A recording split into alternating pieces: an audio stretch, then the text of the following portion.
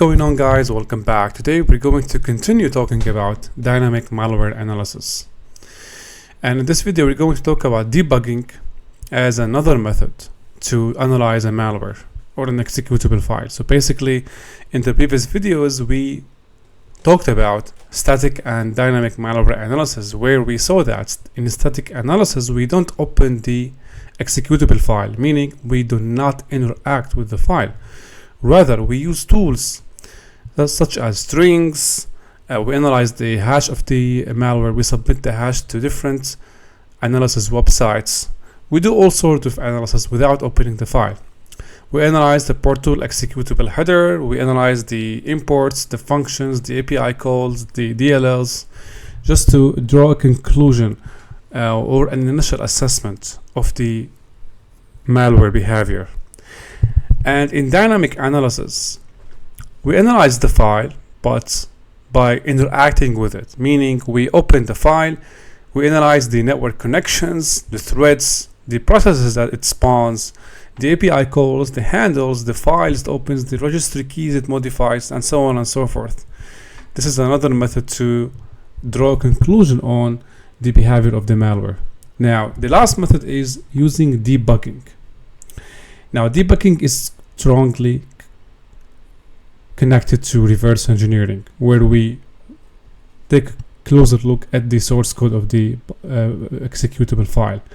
But debugging is considered by far the most effective method of dynamically analyzing a malware. And the reason is that malware authors can develop evasion techniques so that they make the malware masquerade, or they make the malware maneuver around certain analysis techniques such as the static and dynamic analysis. For example, some malwares can change the hash, some malwares can detect antivirus, the presence of antivirus solution on the machine, some malwares can obfuscate the strings, the handles, some malware authors, they can back the malware, obfuscating the source code. So the malware itself decrypt the source code only in runtime or in memory.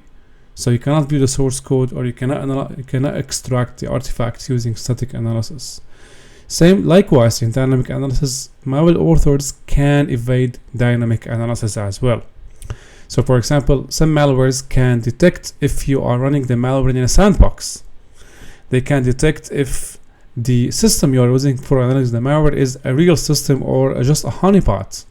By analyzing the user activity, by analyzing certain processes running on the system, they can develop counter methods such as making the malware take a totally different path, execution path, or making the malware sleep for a certain period of time so that you think that the malware is doing nothing, or to fool the analysis tool.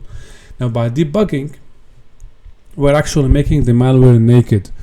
We analyze the malware in runtime, and we are able to put certain breakpoints during the execution flow so that we analyze certain execution path the malware may take during runtime. That's why we use debugging. We want to see the full execution flow. We want to see the different paths the malware may take during runtime. That's why we use debugging. With debugging, there is no way the malware can evade the analysis. So that's what we're going to do in this video. We're going to take an example, a sample. We're going to run the sample using a tool called X32 Debug. So we have the sample here, TryHackMe 1. Go to Tools, and then we're going to go to Utilities. No, go back, Debuggers, and we're going to use X32 Debug. Now there are two versions, one for 32-bit executables and one for 64-bit executables. Now, depending on the executable, you might choose the corresponding version of this program. Also, there is all debug, radar too. There are many reverse engineering or debugging tools. But today's video, we're going to take an example of X32 Debug. So we're going to double click on the tool.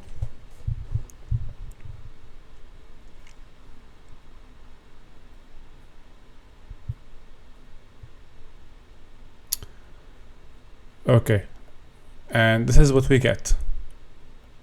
Okay, so as you can see here, this is the this is the X32 debug interface. Okay, now to get yourself familiar with different sections and tabs in here, let's explore this a bit. So basically, as you can see here on the left corner, this corner here, let's first open a sample. Click on File, Open, and then we choose the sample we want to analyze. Alright, so on this pane, as you can, this is called the CPU pane, right?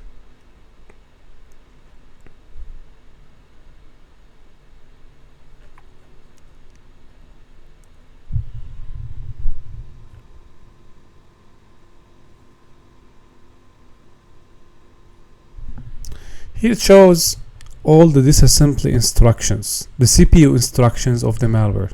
Now, take a note that when you compile a certain binary, the original source code written in the C language, C#, whatever the language that was used to write the program, the source code, the original source code is lost. So your only bet in analyzing the malware or debugging the malware is analyzing the CPU instructions or the disassembly here. So this shows the disassembly of the malware, meaning it shows the CPU instructions it is following. Okay, and now in the right pane here, as you can see, we see the registers. Now analyzing the registers is of great importance in revealing the malware behavior. So also we take a close attention at the registers pane here, where you can see the value of the registers. Okay, and as you can see, we see here the stack, the call stack here.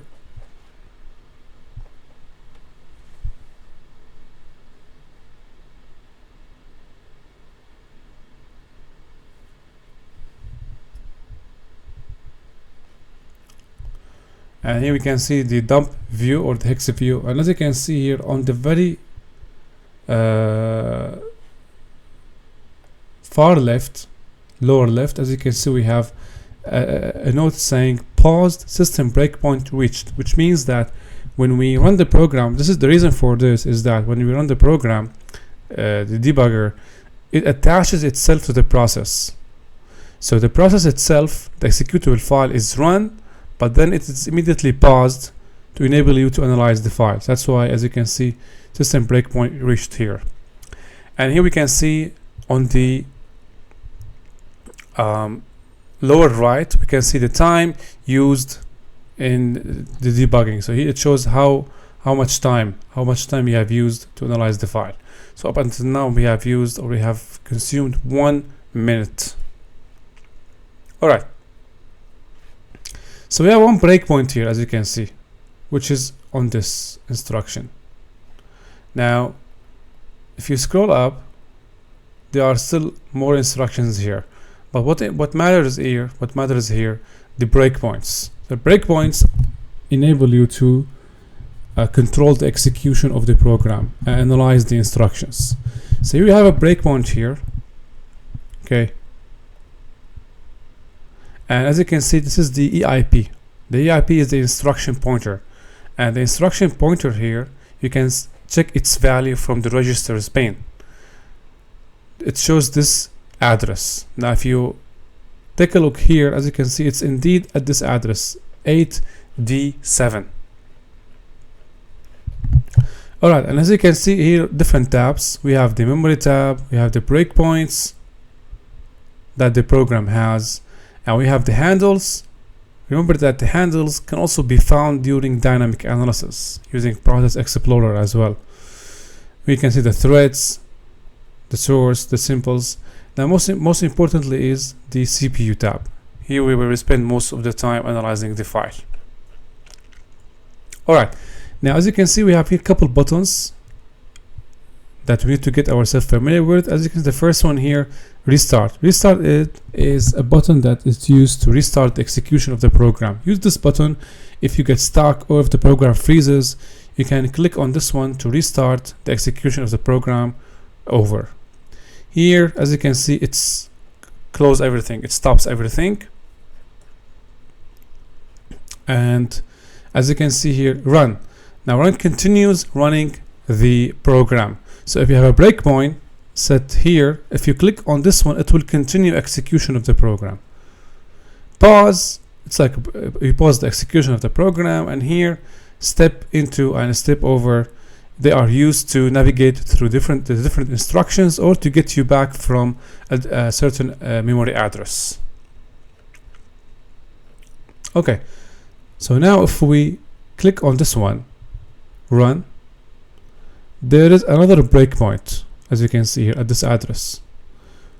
If you read the description down, pause int3 breakpoint TLS callback. Now TLS callbacks are used very much frequently by malware authors as a technique to evade the detection. So basically it forces you to program to breakpoint at a certain instruction or memory here, as you can see.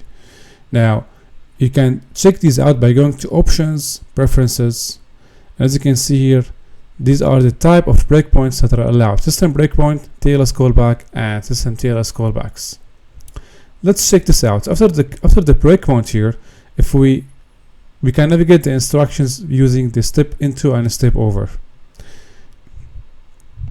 Now as you can see, note that we have a jump instruction here, right? And if you highlight this jump instruction and look at the dump menu here, or the dump pane, it says jump is not taken.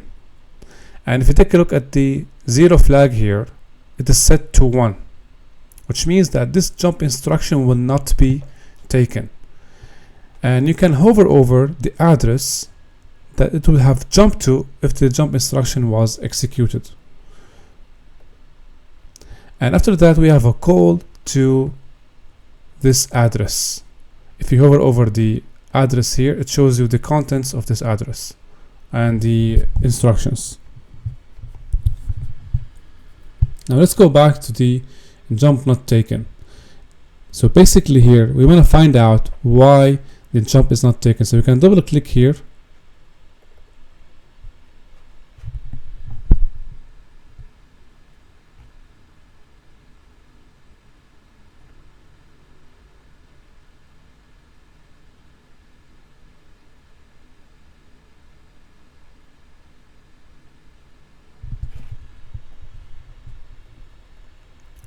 So if you double click on this address, we want to see what happens when it calls this function. So we double click, and as you can see here, this is the instructions it takes. So first, there is an API call, as you can see, to create tool help 32 snapshot.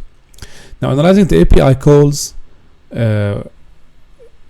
as you saw in the previous videos, give you I'm not going to call it 100% conclusion about the malware behavior, but it gives you an indication of what it's trying to do. So here, as you can see, these API calls, the first one, create tool help 32 snapshot. It's an API call to enumerate the running processes. And here, as you can see, it is loading a library. If you scroll down, you can see get process address. So somehow maybe it's trying to find out what are the running processes. And here it's loading a certain library. Now if you double click on this library, you can see the corresponding instructions, and we can see heap and destroy, and heap destroy, as you can see here. So somehow this could be that it is a suspend process call or suspend thread call. We're not sure yet. So if we want to go back to the point where we were analyzing, we can click on step into, and we are brought back to where we were. So this is the jump instruction that were not taken, and this is the call to the function here, and this is the address. Again, if we double click back on this address, it shows us what the malware does when the jump is not taken. So it calls certain APIs to analyze the running processes. Okay. Now, if you would like to know what might happen, we can resume the execution. So now if we click on step into, now we know that the malware will go through this, okay, the jump, it will not perform the jump, and then it will call this function. It will perform these API calls. It will enumerate the running processes, and then it will load a certain library. We're not sure yet what is this library it is trying to load. The only way to know or to find out is to continue the execution where it left off. So we're gonna click on step into here, and then we're gonna resume the execution. As you can see, the description changed in the lower left here where it says running, and somehow it looks like it froze. So something happened where when it called this function and it performed the API calls, it enumerated running processes, and then it loaded the library where it performed the function that was responsible for freezing the program. Now, as you can see, it's running and it's freezing, nothing is happening. So looks like the program might be sleeping, or it froze the execution because it found a certain process that might be indicating an analysis attempt against the executable. So this is an evasion technique that we just discovered. Now, if you want to, as you can see, everything froze. I cannot click on anything. So I'm gonna close the malware, close the debugger, and start over. But this way, we're gonna take a certain method or different path. So going again to right click, going to load the malware one more time. Okay, resume the execution until we reach. Okay, so now we know no matter what we do, if we resume the execution, it's going to freeze because somehow it's detecting that we are running a debugger against it. Okay, so we want to change the flow of the execution path. Why? Because we want to know what is the actual malicious behavior of this malware, right? Right now we know nothing about the malicious behavior. There's a jump instruction here that is not being performed, right? So it looks like somehow if we force the program to jump here, okay, we will be able to make the program or change the execution flow right to the where it's supposed to what it's supposed to do. So basically here, if we are able to change the behavior of the jump, so here jump is not taken, we can change this by going to the 0 flag and double clicking on 1. If you double click on 1, it will go back to 0, and here as you can see the jump is taken.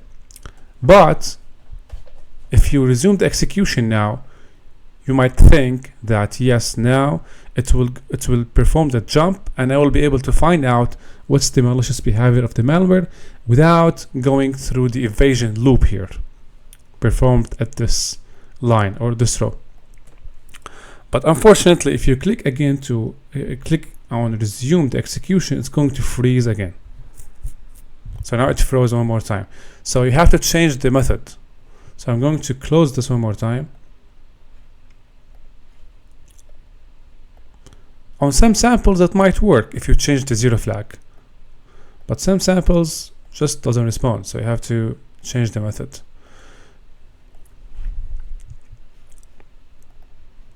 So we want now to extract the malicious behavior of the malware. We don't know what it is yet because the jump is not taken and the malware forces us through the evasion loop. So we're going to resume the execution here, and we're going to the jump instruction, right click, binary, on properties, edit. Yeah, so here as you can see, this is the opcode for the jump instruction.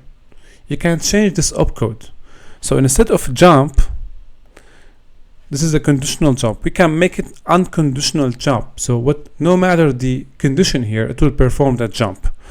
That's one method of changing the behavior of this jump, making it unconditional jump. Or we can change this from JNE to JE. This is another method. All I have to do is to put the corresponding opcodes instead of this one.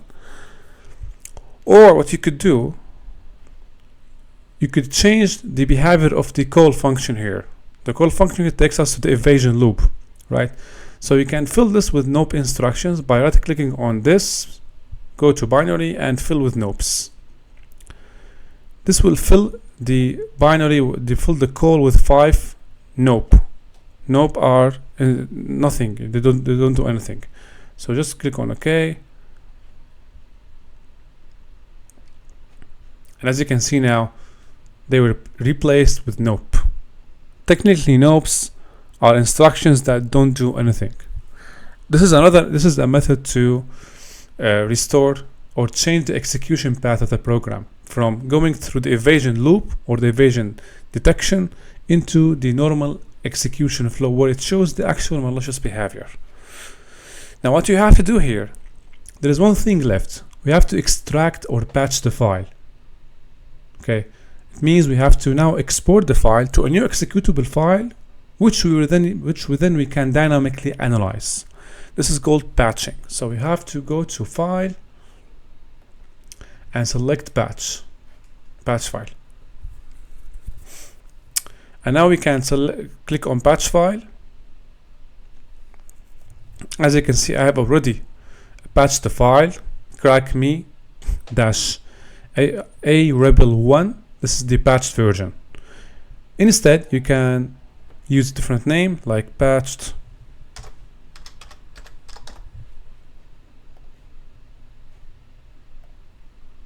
Okay, you can click on this one instead, replace. Okay, now we close.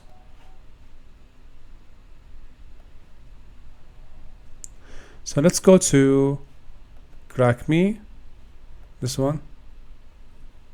So this is the patched version. Let's now go ahead and open the patched version. Again, one more time. And File, Open. This is the patched version. Okay, there you go. This is the jump instruction that wasn't being performed, and these are the nope instructions. Let's now resume the execution. As you can see, now we have another breakpoint, so it didn't freeze, which was the contrary to what happened 5 minutes ago. It froze when we resumed the execution. Now it's showing us the normal execution flow of the program. We have another breakpoint here at this address. It's calling this address. We can double click on the call and take a look at the instructions and continue analyzing the file. Now we can go back by clicking on step into, or instead what we can do, we can close this and we can double click the file itself and dynamically analyze the file using Process Explorer, API Logger. Maybe we can take using Regshot to take 2 snapshots of the registry. Let's take an example. Go to Utilities. Let's use API Logger. API Monitor. This is API Monitor. We want the API Logger. Let's see what it is.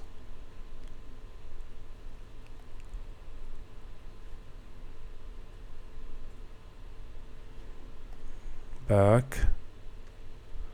Looks like they have removed it from the list of tools.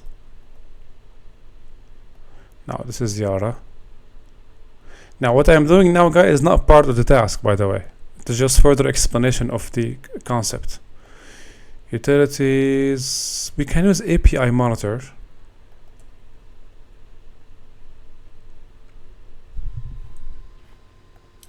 And then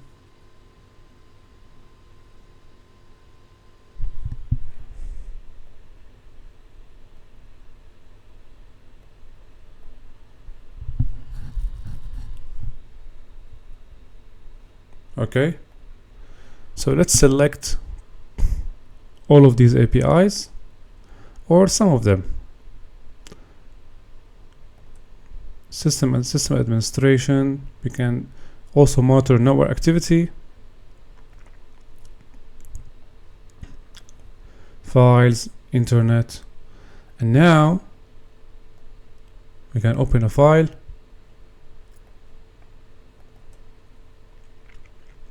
Oh, this is captures, sorry. So let's go now and open the file we have just patched. Enter serial number. And now it stopped the execution. Okay, great. Let's now open the file one more time. And however, this time we will not enter the serial number, just to leave the program running. We can add this to the monitor. let's highlight all of the API calls.